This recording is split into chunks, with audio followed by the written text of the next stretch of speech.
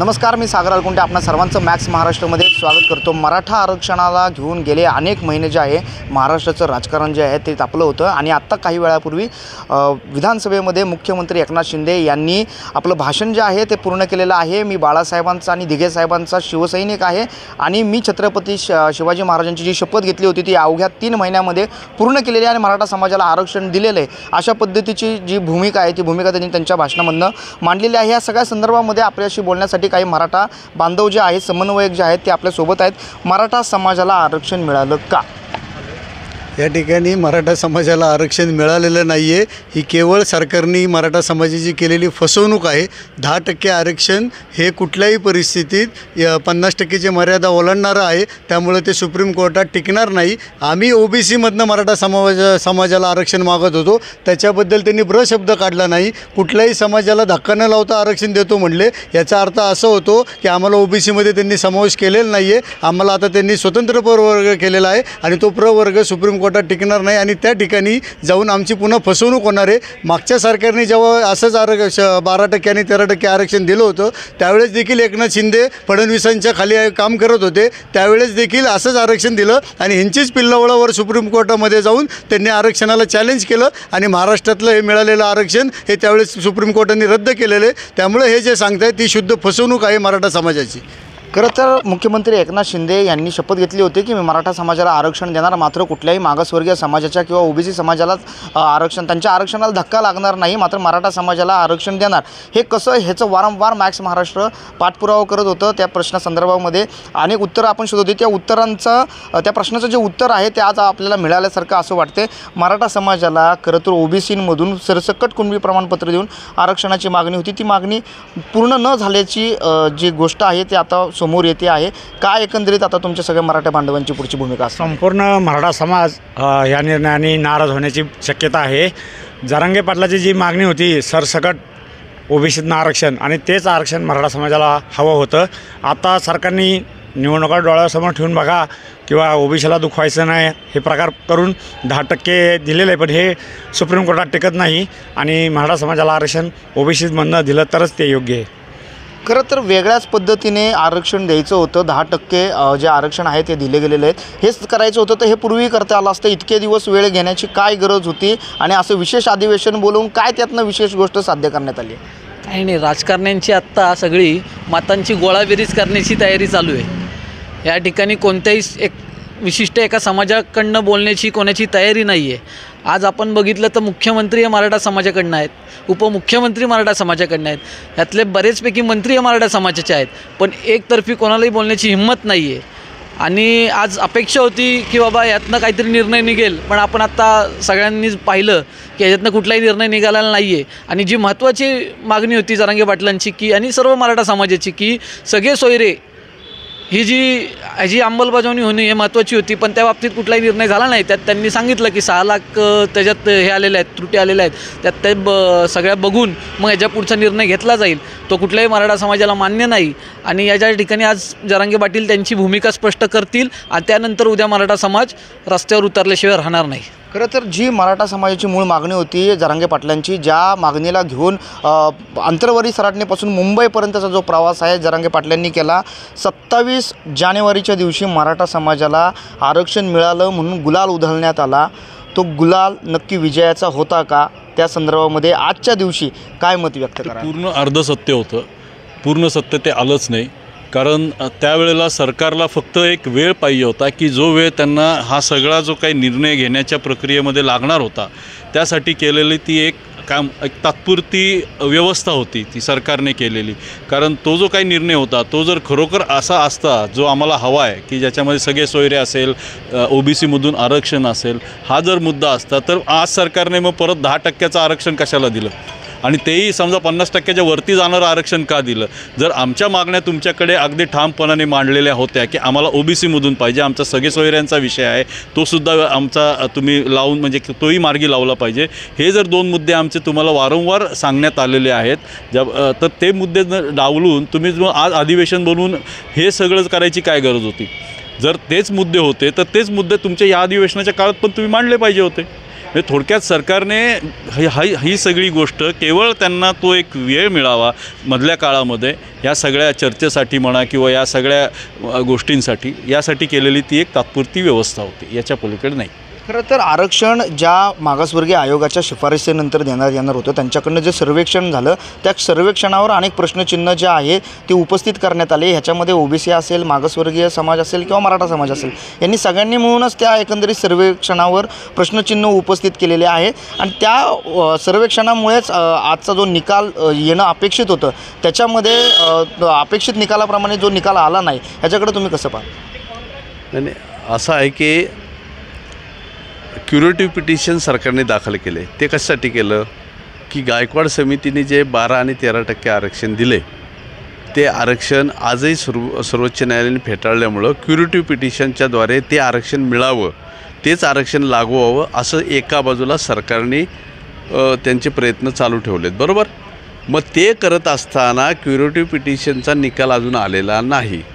सर्वोच्च न्यायालयाने त्याच्यावर काही अजून भाष्य केलेलं नाही आणि असं असताना पुन्हा हा घाट घातला आहे 10%चा. आता मुळात एका आरक्षणासाठी तुम्ही चॅलेंज तुमचं म्हणणं मांडत असताना अजून दुसरं 10%चं वेगळं परत तुम्ही कायदा करून ते आरक्षण देणार असं म्हणताय. हे एक मोठं गौड बांगाल आहे याच्यातलं.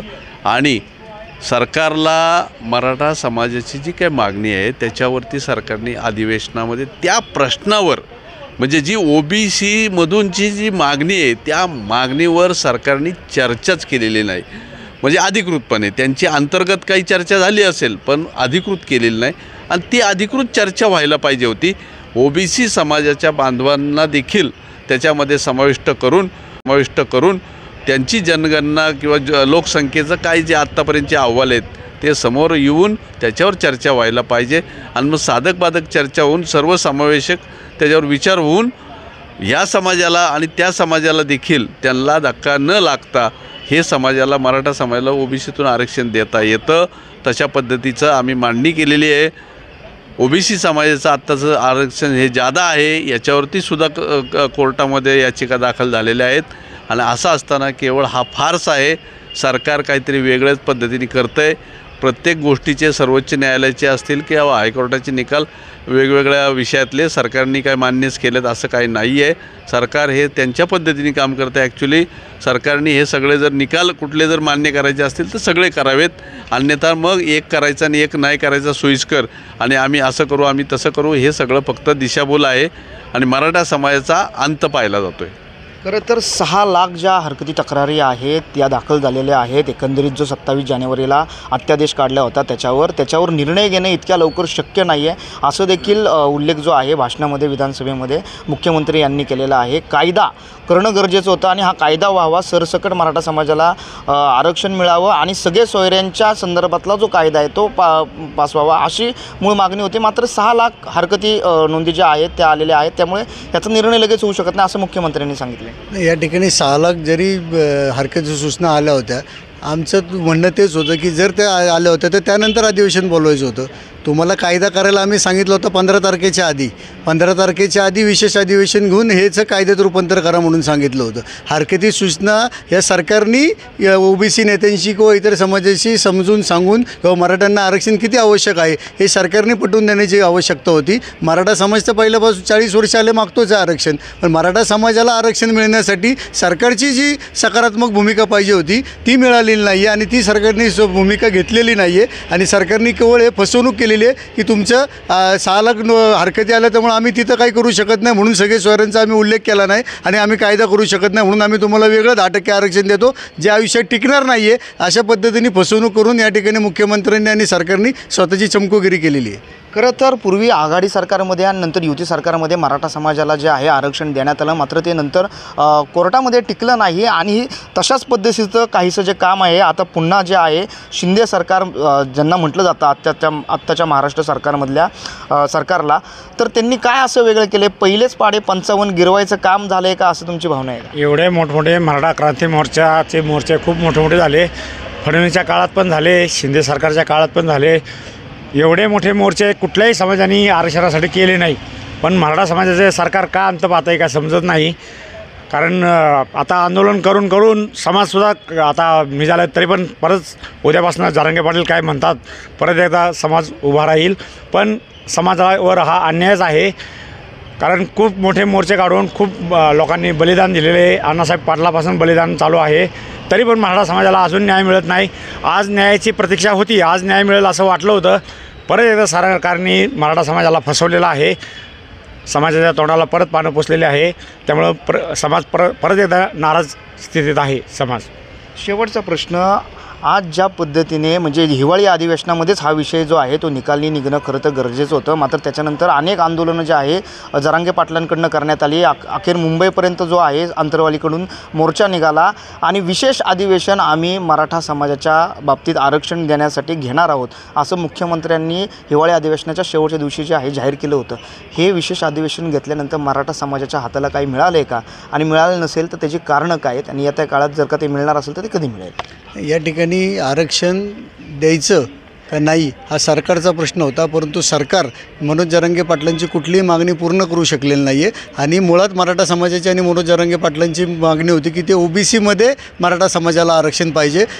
कुठल्याही इतर समाजाला धक्का न लावता आरक्षण देऊ म्हणले. त्यावेळेसच मराठा समाजाने ओळखून घेतलं की हे काही झालं तरी OBCमध्ये समावेश करणार नाहीत. त्यामुळे आम्हाला हा लढा आता असाच चालू ठेवायला लागणार आहे. ह्या सरकारने ज्या पद्धतीने मनोज जरांगे पाटील आणि मराठा समाजाचा अंत पाहिला ह्याचं उत्तर त्यांना आम्ही इलेक्शनमध्ये देऊ, निवडणुकांमध्ये देऊ. सगळ्यात महत्त्वाचं जे मराठा समाजाचे आमदार होते, मंत्री होते, खासदार होते त्यांनी या मराठा आरक्षणामध्ये बरंसुद्धा काढलं नाही. त्यांनासुद्धा त्यांची जागा आता या निवडणुकांमध्ये आम्ही त्यांना नक्कीच दाखवू. कारण त्यांनी OBC समाजाच्या नेत्यांनी निदान राजीनामा द्यायची तयारी तरी दाखवली. पण मराठा समाजाच्या एकही आमदार, मंत्र्यांनी, खासदारांनी बरंसुद्धा शब्द बाहेर काढला नाही. आणि त्यामुळं मराठा समाज हा आता त्यांनासुद्धा जागा दाखवेल आणि त्यानंतर मराठा समाजाच्या आरक्षणाचा लढा हा कंटिन्यू चालू राहणार आहे. आम्ही या ठिकाणी एक सांगू शकतो की या ठिकाणी मराठा समाजाला आरक्षण देताना सरकार जी बोटचेपीची भूमिका घेत आहे आणि इतर समाज नाराज होईल, इतर समाज नाराज होईल. OBCची जनगणना किती आहे हे जर त्यांनी केलं असतं, मराठा समाजाची जनगणना त्यांनी केली असती,